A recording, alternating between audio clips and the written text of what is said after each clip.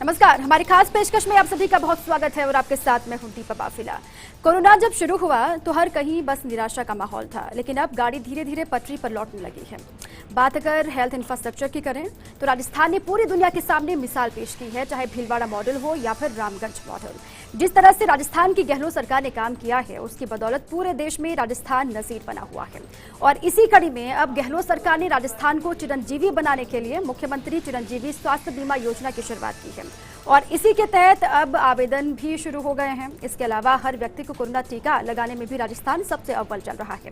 अब 45 साल से ऊपर के लोगों को टीका लगाने की शुरुआत हो चुकी है, तो माना जा सकता है कि स्वस्थ राजस्थान का सपना लगभग साकार होने जा रहा है। यानी कहा जा सकता है राजस्थान चिरंजीवी भव।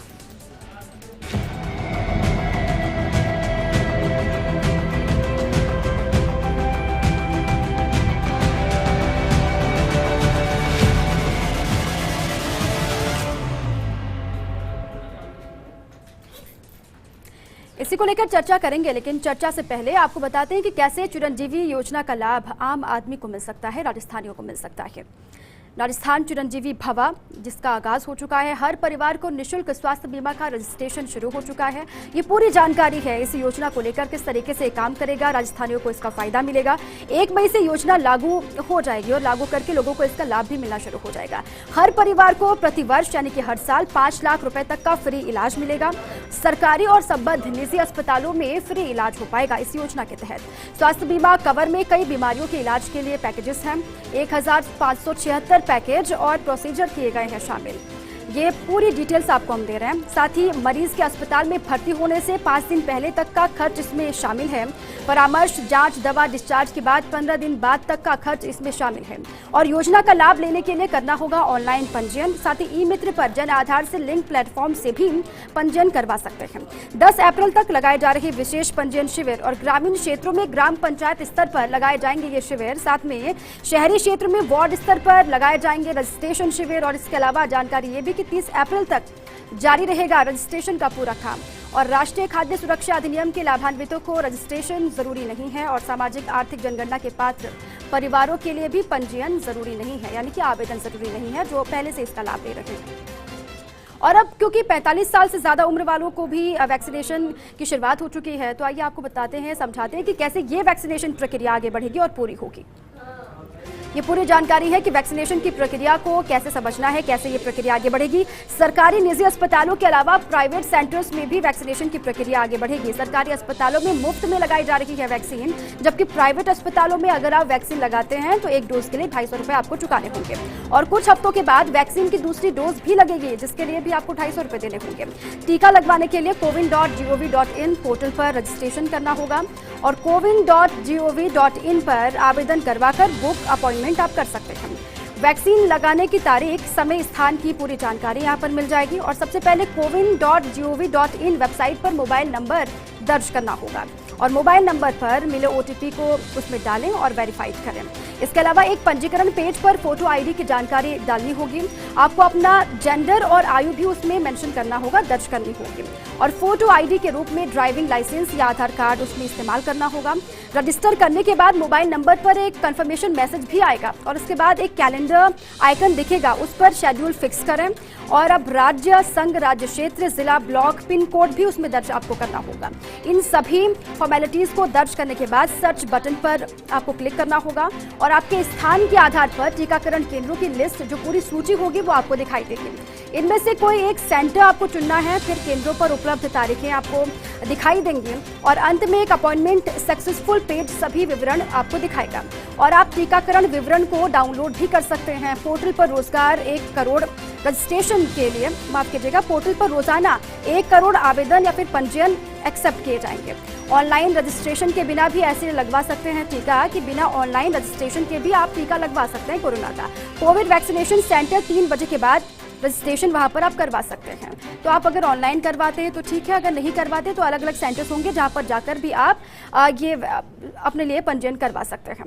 अब स्वस्थ राजस्थान के साकार होते सपने को लेकर चर्चा के लिए हमारे साथ कुछ खास मेहमान मौजूद हैं। आपका परिचय मैं उनसे करवाऊं। डॉक्टर श्याम सुंदर जी हमारे साथ मौजूद हैं, सीनियर फिजिशियन हैं। सर, बहुत स्वागत है आपका। और साथ ही साथ नरोत्तम शर्मा जी है CMHO जयपुर से, वो भी हमारे साथ मौजूद हैं। सर, आपका बहुत स्वागत है। भंवर एस चारण है कोटा से हमारे साथ, भंवर भी जुड़े हुए हैं, कोटा से भी भंवर है, साथ में जोधपुर से शिव प्रकाश हमारे साथ जुड़े हुए हैं, उनका भी मैं रुख करूंगी कि ग्राउंड पर किस तरीके से इंतजाम चल रहे हैं। आज चूंकि जो तीसरे फेज में देश भर में, लेकिन चौथे फेज में राजस्थान में भी कोविड को लेकर जो वैक्सीनेशन की प्रक्रिया है वो चल भी रही है। ग्राउंड पर अभी तक 5 बजे तक के क्या हालात है, कितना वैक्सीनेशन हो पाया है, उस पर चर्चा करूंगी। ग्राउंड पर क्या स्थिति है वो जानेंगे, लेकिन सबसे पहले श्याम जी मैं आपका रुख कर रही हूँ। तीसरे फेज की शुरुआत हुई है देश भर में, जिसमें 45 साल से ऊपर के लोगों को वैक्सीन लगवाई जाएगी। अब सबसे पहले मेरा सवाल आपसे ये है, बहुत महत्वपूर्ण सवाल ये, कि आखिर 45 साल से ऊपर के लोगों को ही क्यों उन पर ही जोर दिया जा रहा है, फिर उनको ही क्यों चुना गया? देखिए, जब वैक्सीनेशन की शुरुआत हुई थी तो पहला हमारा फोकस था कि जो फ्रंट लाइन वर्कर हैं उनको, उसके बाद में हमने जो 60 साल से उम्र के जो पर्सन है उनके लिए, उसके बाद हमने जो 45 प्लस जो पर्सन है जिनको कोमॉर्बिड कंडीशन है, उसके बाद में अब जो तीसरा फेज जो है उसमें 45 साल के ऊपर जो जितने भी पर्सन है उनको हमने वैक्सीनेशन के लिए चुना है। देखो, हमने जो आपने देखा होगा कि जो कोविड के जो अफेक्टेड पेशेंट है या मोर्टेलिटी है, तो जो देखा गया कि लगभग ऑलमोस्ट 80% जो अगर एज वाइज डाटा देखा जाए तो जो पेशेंट अफेक्टेड थे वो लगभग 45 साल से ऊपर के थे और मोर्टेलिटी भी इसी ग्रुप में ज़्यादा थी। इसलिए ये चुना गया कि 45 साल से ऊपर के जितने भी जो भी पर्सन है, चाहे वो कोमॉर्बिड इलनेस है या नहीं है, सबको वैक्सीनेशन किया जाए ताकि हम ब्रॉड रेंज पर हम वैक्सीनेशन कर सकें और मेजर पॉपुलेशन को कवर कर सकें। बिल्कुल, और इसीलिए भी क्योंकि जो दूसरा स्ट्रेन या फिर दूसरी लहर जो कोविड की चल रही है उसमें खासतौर से ये कहा भी जा रहा है जो 45 साल के ऊपर के लोग हैं, 45 से 60 के बीच में जो लोग हैं, उनमें ज़्यादा इसका असर दिखाई दे रहा है या फिर वही इसकी जद में भी आ रहा है। इसलिए भी ये खासतौर से कहा गया कि 45 साल के ऊपर के जो लोग हैं उनको, जैसे कि आपने भी बताया, उनको ही ये वैक्सीन लगवाई जा रही है खासतौर से। चलिए, आपसे मैं आगे जानकारी लूँगी विस्तार से, लेकिन नरोत्तम शर्मा का मैं रुख कर रही हूँ। नरोत्तम जी, आज से चूंकि वैक्सीनेशन के चौथे फेज की शुरुआत तो हुई राजस्थान में, इसके अलावा चिरंजीवी स्वास्थ्य बीमा योजना की भी शुरुआत हुई है। अब कुल मिलाकर प्रदेश को हेल्दी बनाने की जो कवायद है वो आगे बढ़ रही है, और आज के इस आगाज के बाद किस तरीके से प्रदेश को और मजबूत बनाया जाएगा, कैसी तैयारी चिरंजीवी स्वास्थ्य बीमा योजना को लेकर?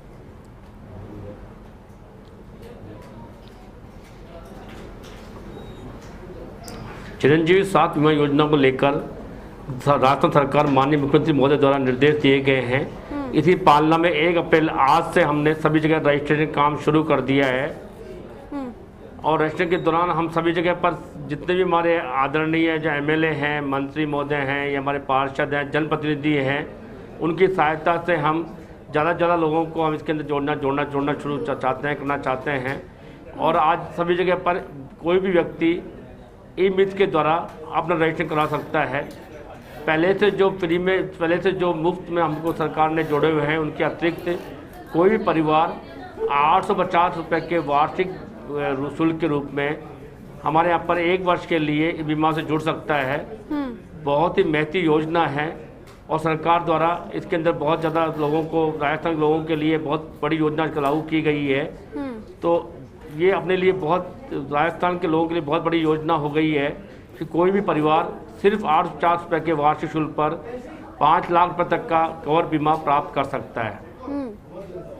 बिल्कुल नरोत्तम जी, राजस्थान पहला स्टेट भी है जो इस तरीके से कोई स्कीम आगे चला रहा हो या फिर स्कीम लेकर आया हो। अब चूंकि बात 45 साल से ऊपर वैक्सीनेशन की प्रक्रिया भी चल रही है, आज से नए फेज का आगाज भी हो गया, उसको लेकर क्या तैयारियां हैं नरोत्तम जी? क्योंकि लगातार पहले हमने देखा था, पहला फेज हो, दूसरा फेज हो या फिर तीसरा हो, तमाम लोगों के बीच में अफवाहें भी थी, भ्रांतियां भी थी, लोगों के जहन में कई सवाल भी थे।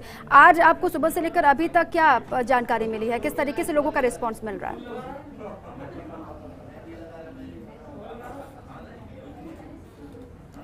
आज से हमने पूरे राजस्थान के अंदर 45 साल से जो अबाउ लोग हैं उनके लिए हमने वैक्सीनेशन काम शुरू किया है, और सिर्फ जयपुर के अंदर हमें 20 लाख का टारगेट दिया गया है, और हमने इसके लिए 313 सेंटर स्थापित किए हैं, वैक्सीन सेंटर। हर सेंटर पर हमने 200 से 300 लोगों का वैक्सीन टारगेट दिया है। इसको लेकर हम 60,000 से 90,000 तक पर डे वैक्सीन कर सकते हैं। और मुझे खुशी है कि आज राजस्थान के लोग और जयपुर के, विशेष जयपुर के लोग बड़ा इसको बहुत स्वीकार कर रहे हैं। और कई सेंटर पर मैंने आज लाइन देखी है, लाइन में लोग खड़े हैं, अपनी बारी का इंतजार कर रहे हैं। मुझे लगता है हम निश्चित समय अवधि के अंदर इस टारगेट को पूरा अचीव कर पाएंगे। बिल्कुल, और यही उम्मीद हर कोई भी कर रहा है। जिस तरीके से कोविड का प्रबंधन हुआ नरोत्तम जी, उसी तरीके से उम्मीद भी है कि जो वैक्सीनेशन की प्रक्रिया है, जो टारगेट रखा गया है, कम से कम उसको तय समय के हिसाब से ही पूरा कर लिया जाएगा। आपके पास में वापस लौटूंगी, लेकिन जोधपुर जाती हूँ, शिवप्रकाश वहाँ से लगातार बने हुए हैं। शिवप्रकाश, ग्राउंड से क्या रिपोर्टिंग है वहाँ पर, किस तरीके से वैक्सीनेशन को लेकर लोगों में एक तरीके से, क्योंकि पहले हमने देखा था वहाँ पर भी लोग झिझक के साथ आ रहे थे सेंटर्स में वैक्सीन लगवाने के लिए, आज कितना अच्छा रिस्पॉन्स मिला जोधपुर में लोगों का?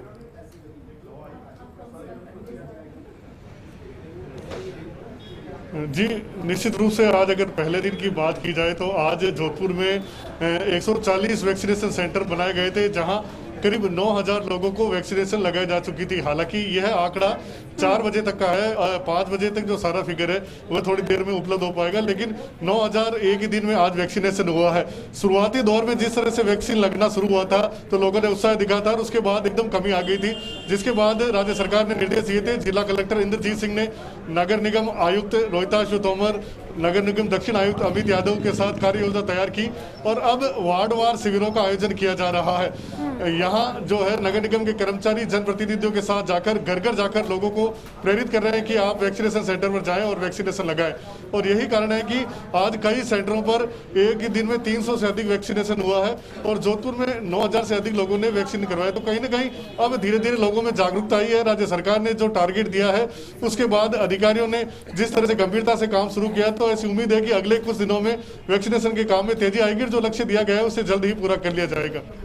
चलिए, वहाँ पर भी सभी ने मोर्चा संभाल लिया है, वो आम लोग हो उनमें भी जागरूकता देखी जा रही है, जिस तरीके से आपने भी कहा, और जो अधिकारी हैं जिन पर जिम्मेदारी है वहाँ पर वैक्सीनेशन की टारगेट को पूरा करने की, वो भी अपने काम को लेकर मुस्तैदी के साथ लगे हुए हैं। आप रहिए हमारे साथ। कोटा जाती हूँ भंवर के पास। भंवर, वहाँ की क्या स्थिति है? कितनी बड़ी संख्या में लोग आज पहुंचे वैक्सीनेट होने के लिए? और जिस तरीके से पहले 3 फेजेस में हुआ था, लोगों के जहन में कई सवाल भी थे, डर भी था, वो आज भी दिखाई दिया क्या?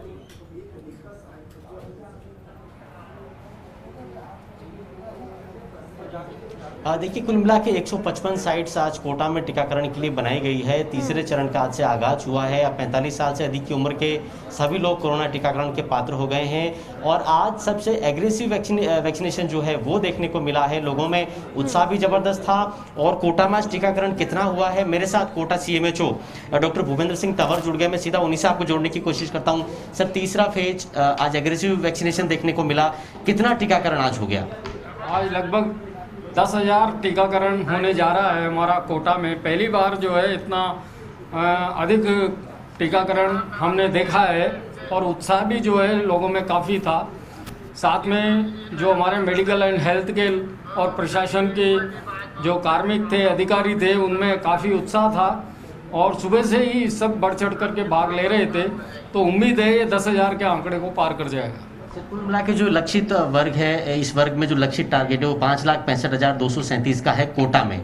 क्या लगता है आपको, कितना समय लेगा ये टारगेट अचीव होने में? ये समय ले सकता है टारगेट, लेकिन हम यदि 22,000 पर डे के स्पीड से ख़त्म करते हैं तो 1 महीने में हम इस टारगेट को ख़त्म कर लेंगे। सर, लेकिन कोटा में केसेस लगातार बढ़ रहे हैं, इस बीच में आप क्या कहना चाहेंगे? जो एग्रेसिव वैक्सीनेशन तो शुरू हुआ है, लेकिन तादाद जो लगातार बढ़ रही है वो बता रही है कि और ज़्यादा कठोर कदम उठाने की आवश्यकता है। जी, कठोर कदम हमने उठाए हैं, प्रशासन का सहयोग लिया है। मास्किंग के लिए सबको जो है पेनलाइज किया गया है, और मार्केट्स को समय पर और जल्दी बंद करने का हमने प्लान किया है।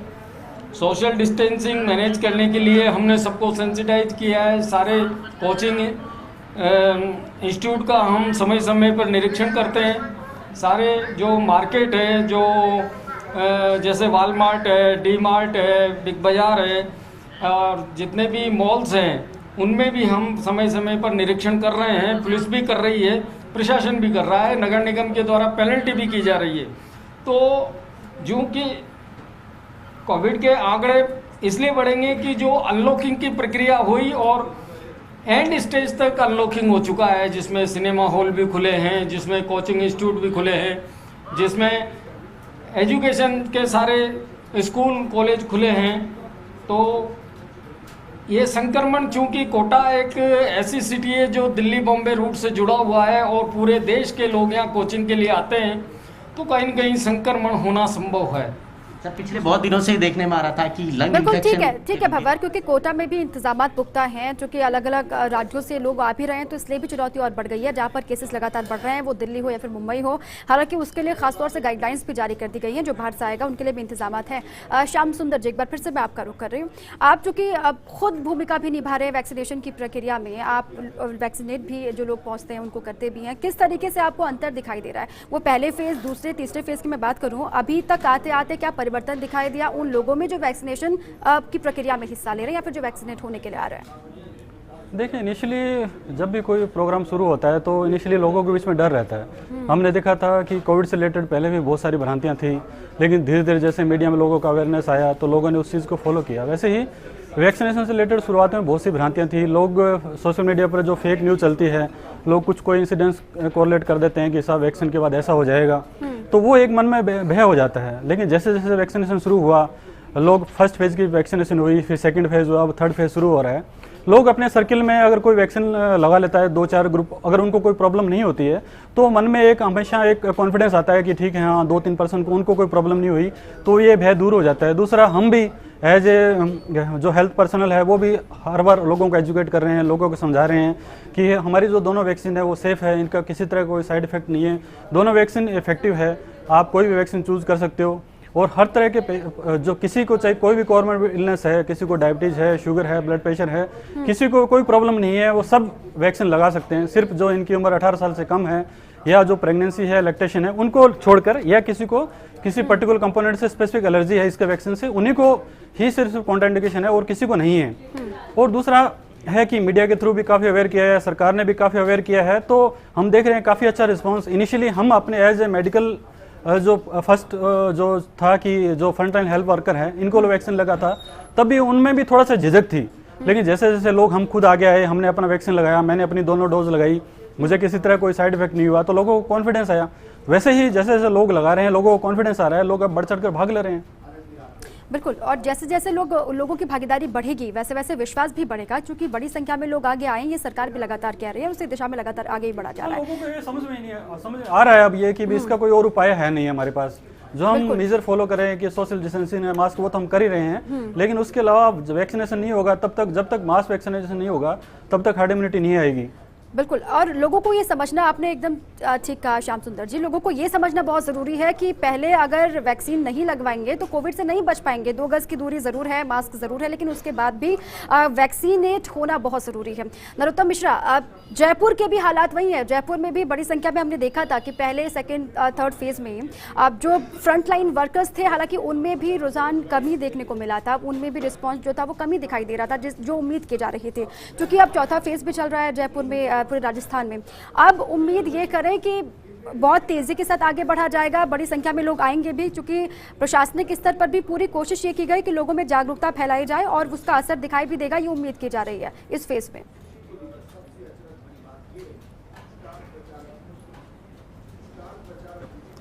बिल्कुल, कलेक्टर महोदय के निर्देशन में, उनके साथ मीटिंग में सभी एसडीएम को, बीडीओ को, बीसीएमओ को, यहाँ तक कि हमारे नीचे वर्कर जो पटवारी हैं, टीचर हैं, एएनएम हैं, आशा हैं, सब सक्रिय कर दिया गया है कि घर घर जाकर लोगों को अवगत कराएं कि अपना वैक्सीनेशन कराएं। इसी लेकर हमें उम्मीद है कि जो हमारा वैक्सीनेशन बहुत कम चल रहा था, आज तारीख में बहुत ज़्यादा बढ़ जाएगा। जहाँ तक ब्लॉक से सूचना प्राप्त हो रही है, हर ब्लॉक के अंदर काफ़ी बढ़ चढ़ के लोगों ने आज हिस्सा लिया है, और जहाँ संख्या 1000 की आती थी, वहाँ 3 बजे तक हमारे 4 से 5000 की संख्या की रिपोर्ट वहाँ पर आ चुकी है एक ब्लॉक से। तो हमें उम्मीद है कि हम इसका लोग टाइम से वैक्सीन कराएंगे अपना, चूँकि कोरोना को हराने के लिए वैक्सीन बहुत ज़रूरी है। इसलिए मैं निवेदन भी है लोगों से कि आगे से आगे अपने आगे से बढ़कर आएँ और अपना वैक्सीन करवाएं, जिससे हम इस कोरोना बीमारी से निजात पा सकें।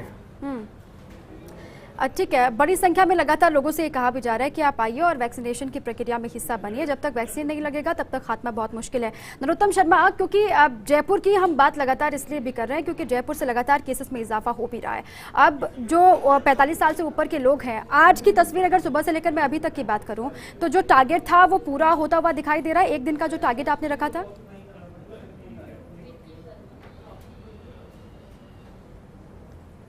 नहीं, हमारा टारगेट प्रतिदिन का 75,000 का टारगेट है। मैं आज तो ये नहीं मानता कि हम 75 टारगेट को अचीव कर पाएंगे, लेकिन सुधार काफ़ी हुआ है। जो हमारे रोज का वैक्सीनेशन जो हो रहा है उससे डबल से ज़्यादा वैक्सीनेशन आज होने की सूचना हमारे सब जगह से आ रही है। तो हम आज ये कोशिश लगातार जारी रखेंगे और 3-4 दिनों के अंदर हम जो टारगेट है 75,000 पर डे का वो हासिल कर पाएंगे और निश्चित समय अवधि के अंदर हमारा वैक्सीनेशन का प्रोग्राम पूरा कर पाएंगे। चलो ठीक है, आपने कहा कि 75% एक दिन का टारगेट आपने रखा है, लेकिन उम्मीद ये की जा रही है, हालांकि आज पहला दिन भी है, कल परसों से हो सकता है इजाफा हो, लोग बड़ी संख्या में आए वैक्सीनेशन के लिए। शिव प्रकाश, वहाँ पर क्योंकि आज से चिरंजीवी स्वास्थ्य बीमा योजना की भी शुरुआत हो गई है, अब आवेदन की प्रक्रिया चल ही रही है, वहाँ पर लोगों को जानकारी है कि ये स्वास्थ्य बीमा योजना है क्या, इसका लाभ उनको किस तरीके से मिलेगा? आम लोगों से आपने बातचीत की इस पूरे योजना के बारे में, क्या कुछ कह रहे हैं जोधपुर के लोग?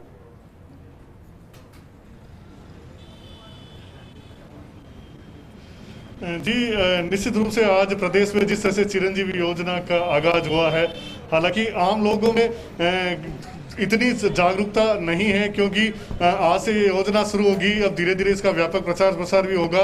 लेकिन कई जो शिक्षित वर्ग है, खासकर से युवा पीढ़ी है, उसको इस योजना की संपूर्ण जानकारी है और आज से ही कई लोग जो है रजिस्ट्रेशन करवाने के लिए ई मित्र पर पहुंचे। तो अब धीरे धीरे जिस तरह से कोरोना वैक्सीनेशन का जो ग्राफ है वो बढ़ता, कुछ इसी तरह से चिरंजीवी योजना के रजिस्ट्रेशन का ग्राफ है वो बढ़ेगा, क्योंकि बहुत ही महत्वपूर्ण योजना है। आदमी का सबसे बड़ा अगर बजट जो होता है वो स्वास्थ्य के जो है खर्च होता है और बहुत बड़ी एक योजना जिस तरह से मुख्यमंत्री अशोक गहलोत ने राजस्थान में लागू की है। पिछली बार जब उन्होंने निःशुल्क दवा योजना शुरू की थी, निःशुल्क जांच योजना शुरू की थी, उसे देश भर में अब चिरंजीवी योजना के माध्यम से एक छूट दी गई है कि एक परिवार किसी भी निजी चिकित्सालय या राजकीय चिकित्सालय में 5 लाख रुपए तक का इलाज करवा सकता है। तो बहुत ही अच्छी योजना है और अब धीरे जो इसमें जागरूकता आएगी और सभी लोग इसको जो है जुड़ने का प्रयास करेंगे ताकि स्वास्थ्य का जो उनकी चिंता है वो कहीं ना कहीं थोड़ी हद तक दूर हो सके। ठीक है, अभी 30 अप्रैल तक का उनके पास पूरा वक्त है रजिस्ट्रेशन करवाने के लिए भी और उम्मीद है कि लोग जागरूक होंगे और बढ़ चढ़ कर इस योजना का हिस्सा बनेंगे। कोटा में चलती हूँ भंवर के पास। भंवर, वहाँ पर लोगों को जानकारी है चिरंजीवी योजना के बारे में, क्या कुछ कह रहे हैं वहाँ के लोग?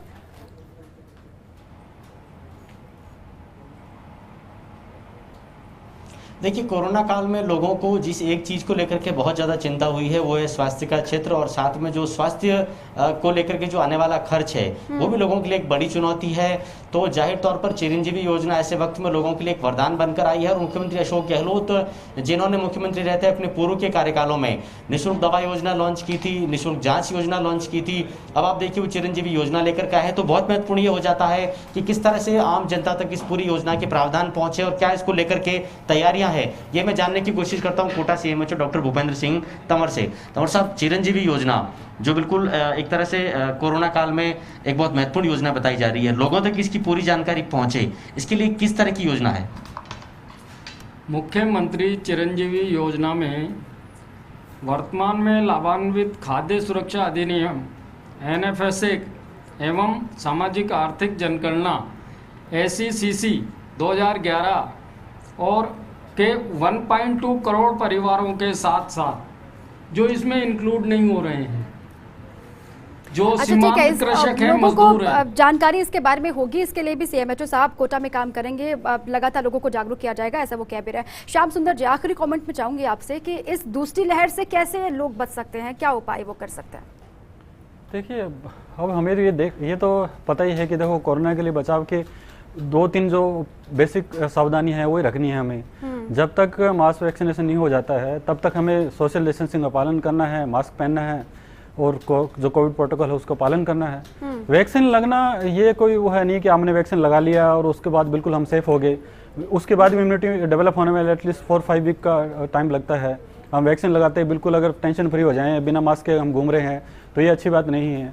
जिस हिसाब से हम देख रहे हैं कि एक बार केसेस कंट्रोल होने के बाद में केसेस बढ़ रहे हैं तो काफ़ी हद तक हमारी लापरवाही भी नज़र आती है। आप देखिए ना, कहीं भी मार्केट में जाएं, कहीं भी जाएं, लोग मास्क का पालन नहीं कर रहे हैं, सोशल डिस्टेंसिंग फॉलो नहीं कर रहे हैं, तो कहीं काफ़ी हद तक हमारी लापरवाही है, इस वजह से केसेस बढ़ रहे हैं। सरकार अपने स्तर पर तो काम कर रही है। होने के बाद भी लापरवाही नहीं बरतनी है, साफ तौर से ये है वैक्सीन के बाद ही आपको इन चीज़ों का देखो पालन करना है। और जहाँ तक मास्क है, ये सिर्फ कोरोना ही नहीं, अदर जो बीमारियाँ हैं, जो सांस की बीमारियाँ हैं, पॉल्यूशन से बीमारियाँ, उनको बचा रहा है। ये तो अच्छा है आप अगर मास्क पहन के बाहर निकलते हो।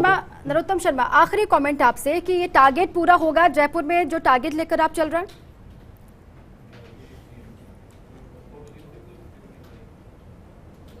बिल्कुल, मुझे पूरी उम्मीद है हम टारगेट पूरा करेंगे। लोग बाग खुद आगे से इंटरेस्ट लेके हमें दिन भर हमारे पास फ़ोन आते हैं, फ़ोन कॉल आती है, सूचना मांगते हैं। लोगों में अवेयरनेस हो रही है, क्योंकि कोरोना के लिए सबसे सेफ चीज़ है कि वैक्सीन कराना।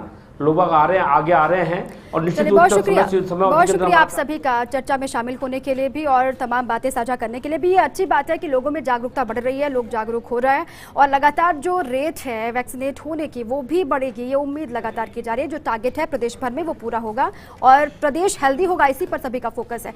इसी के साथ ही यहाँ पर रुक रहे कुछ देर के लिए। खबरें लगातार जारी है, आप रहिए फर्स्ट इंडिया के साथ। नमस्कार।